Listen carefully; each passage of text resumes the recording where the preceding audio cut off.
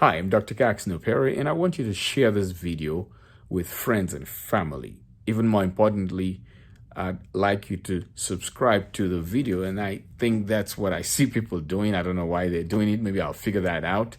But please subscribe to this video. Over the next few weeks, I'm going to have a series of teaching messages, very short, very precise, on how to enter a new year. If you're not aware of it, there are principles and strategies involved in going into a new year that require that you start preparing before December 31st. You see, entering a new year, Dr. Caxton Perry again, entering a new year without a clearly defined strategy is like crossing a busy street in New York blindfolded. The consequences can be quite devastating. Loss of limb, life, and lifestyle that leaves your loved ones in even greater pain cannot all occur, even when that's not what you intended. If you enter a new year without a plan or thoughtfully using well-crafted, destiny-shaping words in prayer, you're crossing the busy street called the new year blindfolded. So, ladies and gentlemen, I want to implore you to watch those teaching series. I have 2 books already published on Amazon. One is How to Enter a New Year and Reach Beyond the Stars. This one. And there is another book, 7 New Year Keys, that with this first book and the second book, they contain the principles.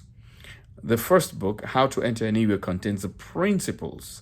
The reason why God wants us to enter a new year and be strategic and prepared as we go into the new year and not wait until December 31st. The second book, 7 New Year Keys, explains the 7 mindsets that must go with you, that you must have in order to enter not just a new year, but every or any new season of your life. Now, if you take How to Enter a New, it's a very small book, about 80-something pages, and 7 New Year Keys, about 40 pages. I'm not sure exactly how many anymore. But if you take those 2 books, they contain gems and principles, methods.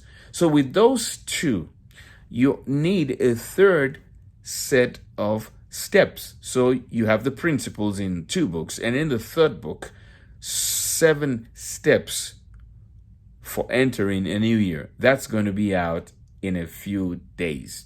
That book will help you understand the pathway, the process, the 7 steps that you need to take once you understand these 7 keys, as well as the overall generic approach of how to enter a new year. For example, should you wait till December 31st before you pray? The answer is no. Start earlier.